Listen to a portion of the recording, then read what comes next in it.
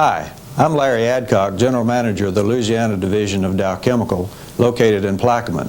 The presentation you're about to see is designed to give you a look at what really goes on in the chemical industry and how that relates to what you're learning in the classroom. It also gives you an idea of the opportunities available in the chemical manufacturing industry should you decide to pursue a career in the sciences. I hope you enjoy this presentation.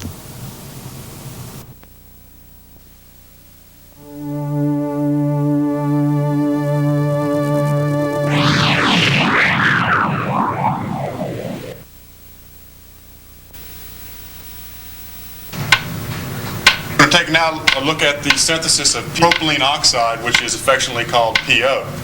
First of all, we need hypochlorous acid, and we get that by taking and mixing chlorine gas and water. The reaction between those two produces hypochlorous acid. We bring that and we mix it with propylene. It's done in a mixer.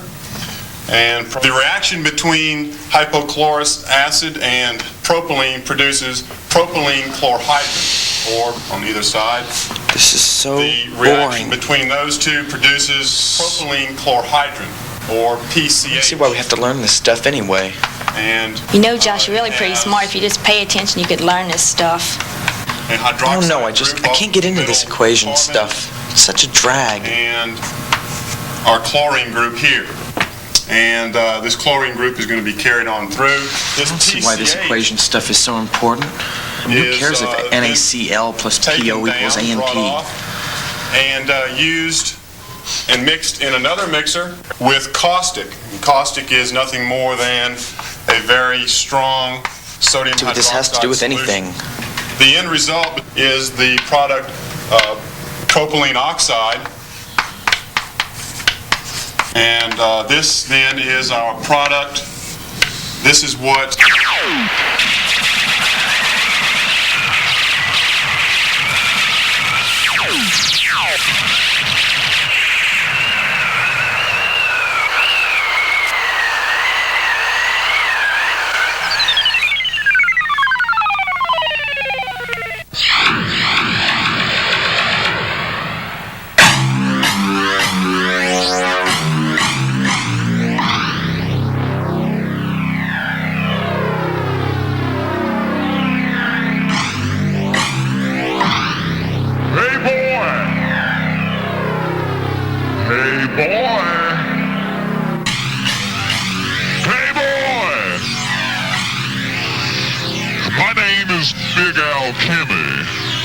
and it seems that you have ignored this problem on the board.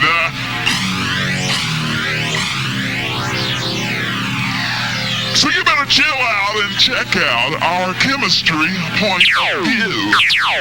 And if you look out, you just might find out what's in it for you.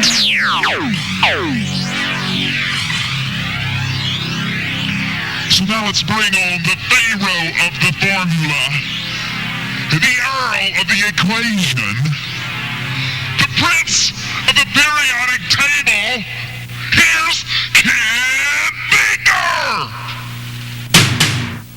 Chemistry needn't be a drag. Just take another look, it could be your bag. It's a very old science that's really fine. It's a brand new science that can blow your mind. This stuff makes you want to catch some Z's. We'll take another look, if you please. All you're seeing is chalk and slate. Let's see how the chemicals equate. We'll take one step at a time. We can even make it rhyme. Hypochlorous acid And propylene. make propylene chlorhydrin. See what I mean? PCH.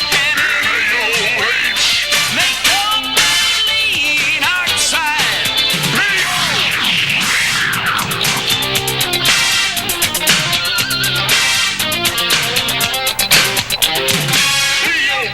It's the one, the chemical made for maximum fun. Propylene oxide's got what it takes. Now think a few things that it makes. Souls that are on your feet. To the antifreeze to keep you on the street. It's skateboard wheels in case you're rad. It's foam knee pads in case you're bad. Oh, look out! From shiny paint to put on your walls. To portable coolers, and foam Nerf balls. Liquid Tide to make you clean. Electric guitars. So you get what I mean?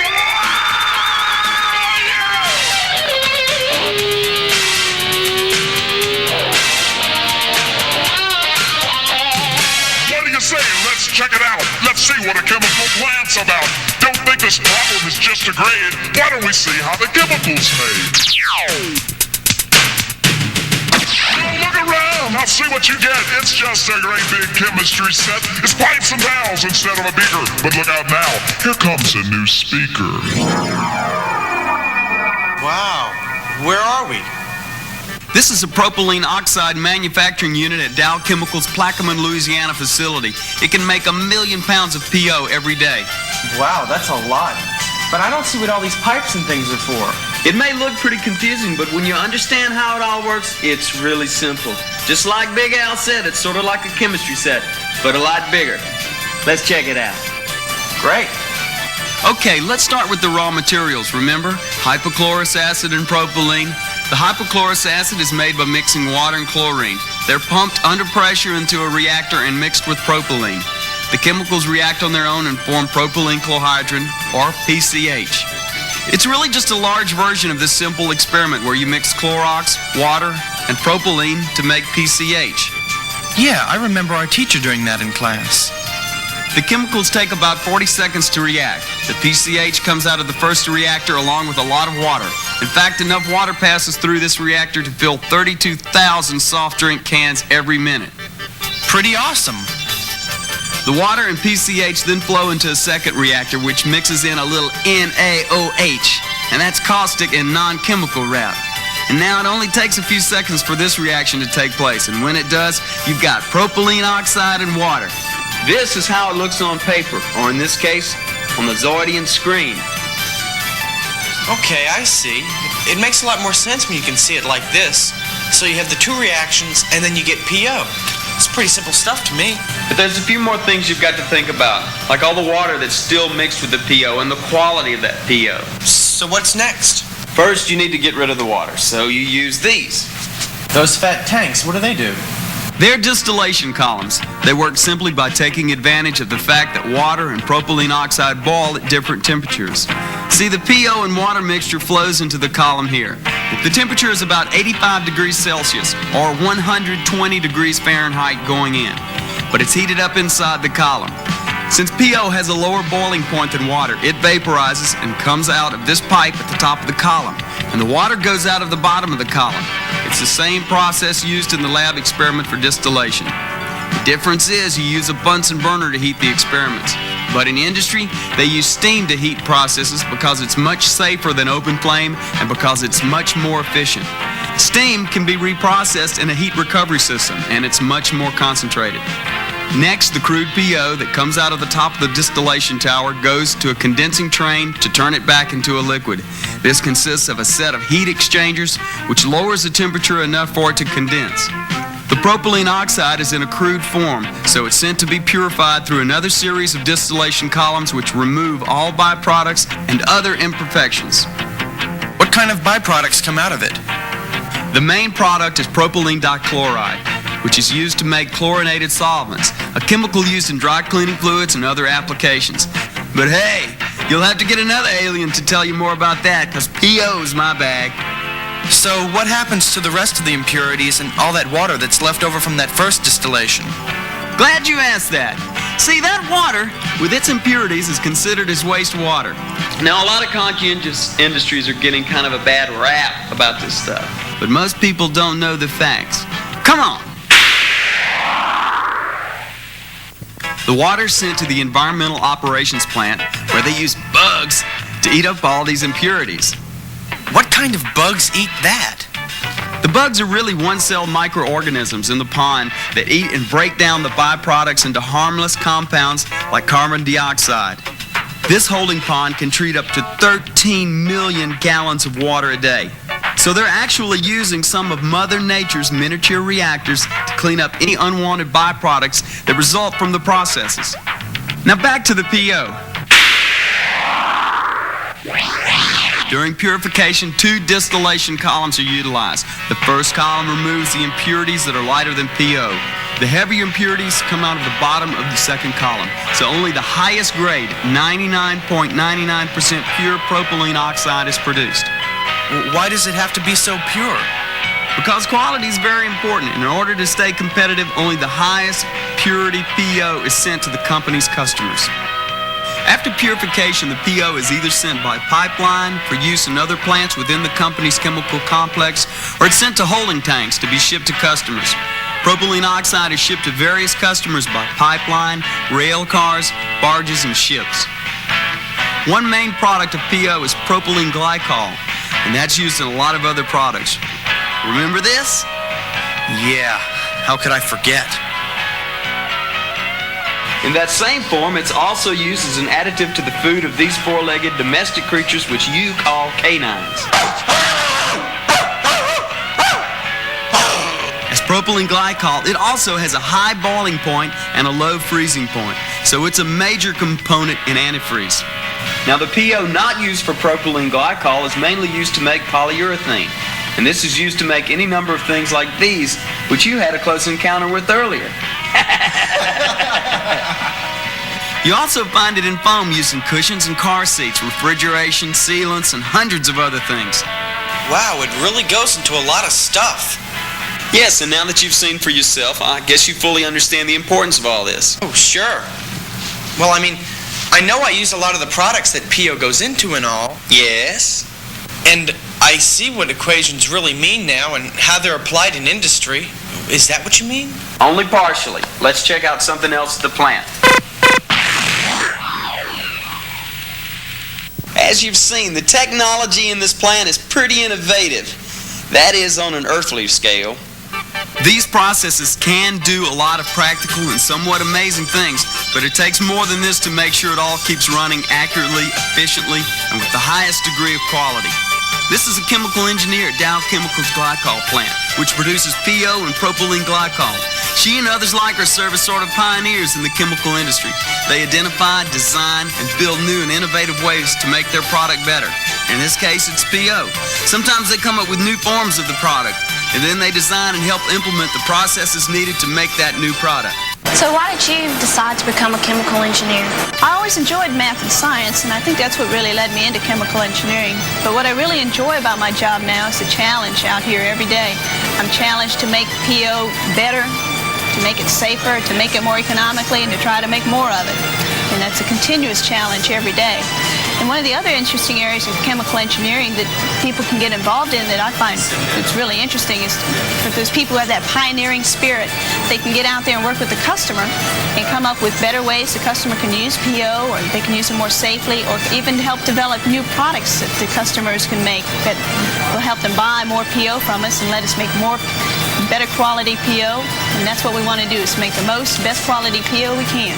The advice I'd give to someone who wanted to go into chemical engineering at college is take a lot of math and science while you're in high school, including the physics, and that'll prepare you for college and make your life much easier when you're in college. I think I'll introduce you to one of the operators, because his job is to actually run this plant. He's out here, operators are out here day and night, and they actually run the plant. On a day-to-day basis, the chemical engineer helps alleviate plant problems or upsets and coordinates closely with another important part of the plant's team, the operations personnel. An average plant of this size will have about 4 operators on duty for each shift, 24 hours a day. To remain competitive, these plants run continuously to produce the maximum amount of products possible. 2 operators work mainly in the brain center of the plant, the control room. Through the use of highly sophisticated controls, they monitor and regulate the conditions of the plant processes. Much of the process is automated and run by computers, but the operator is of vital importance to make sure things run efficiently and at the proper quality specifications. When certain adjustments to the process are necessary, other operators go out into the unit and perform the tasks. In your world today, the slightest degree of quality or the lack of it could make or break a competitive edge. The job of an operator encompasses a lot of responsibility and skill. This is one of our computers in our plant. It's called the Mod 5. This computer was developed by Dow, and presently we have just a small part of our plant being controlled by this computer. The majority of our plants being controlled by the TDC 2000. Every adjustment in our process is made by this computer right here. It's either done physically by us or automatically by our computer.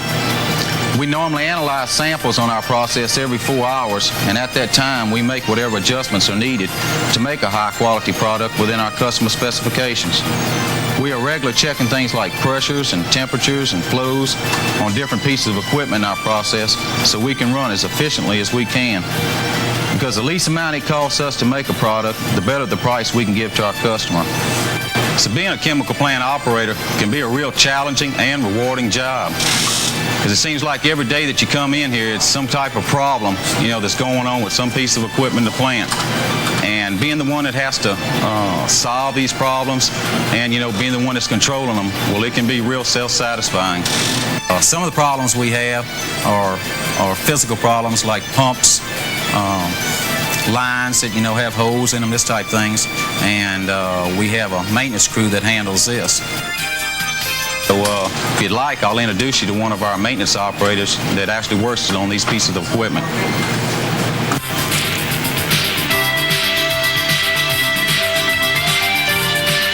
Another vital part of the chemical plant team is played by the maintenance personnel. Preventative maintenance is used extensively to keep all the processes running in the most efficient manner. But occasionally, when a problem is identified, the maintenance employee is called upon to perform a variety of repair functions.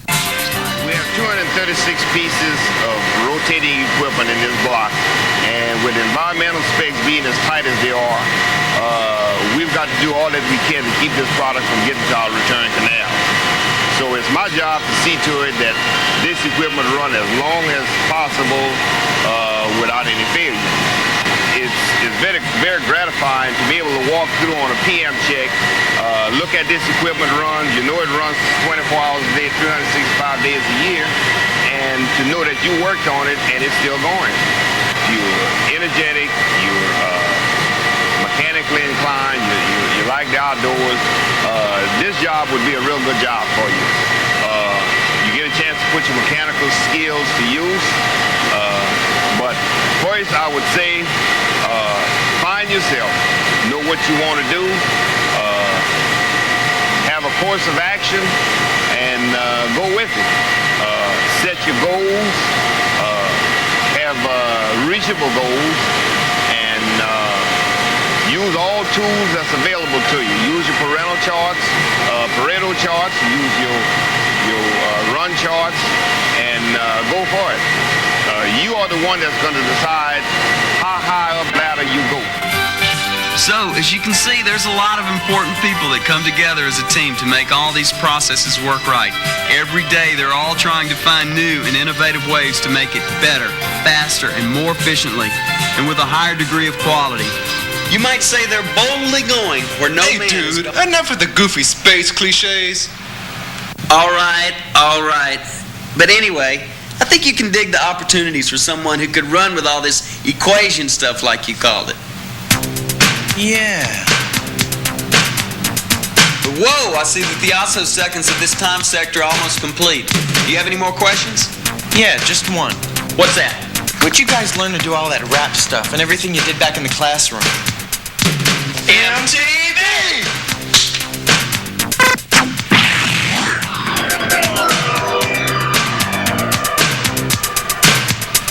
So let's just look around and think about the things you found. Cause me and the kid, we're gonna cruise, so you get some knowledge that you can use.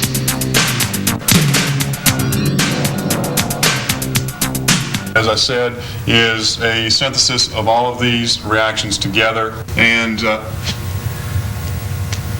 the propylene oxide is used to make all of these byproducts. There are those products right there. All right, now, who can tell me something more about the PO process? No one wants to answer? Yes, Mr. Moore. What is it? Well, I could tell you about PO. Mr. Mr. Moore, I don't have time for your jokes today. No, really. I can tell you about PO. Okay, Mr. Moore, give it your best shot. PO, it's the one. The chemical made for maximum fun. Propylene oxide. Takes. Sorry. When you mix chlorine and water together, you get hypochlorous acid. And when you add propylene to that, you get PCH. And when you add caustic to that, you get PO. And propylene oxide is used to make things like Nerf balls and antifreeze and laundry detergent, cosmetics that girls wear on your face, and brake fluid, and hydraulic fluids, and other things used in cars.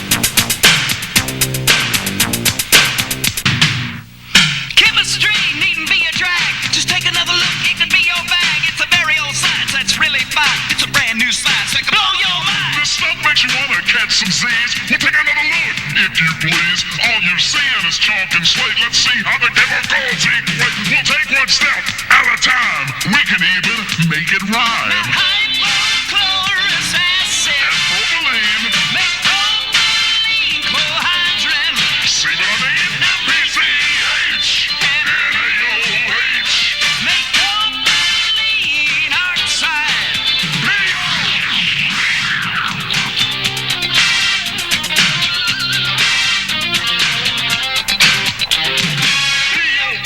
It's the one. The chemical made for maximum fun. Propylene oxide's got what it takes. Let me get a few things that it makes. Soles that are on your feet. To the antifreeze to keep you on the street. It's skateboard wheels in case you're rad. It's foam knee pads in case you're bad. Oh, yeah! Rub shiny paint to put on your walls. To portable coolers and foam Nerf balls. Liquid Tide to make you clean. Electric guitars. So you get what I mean?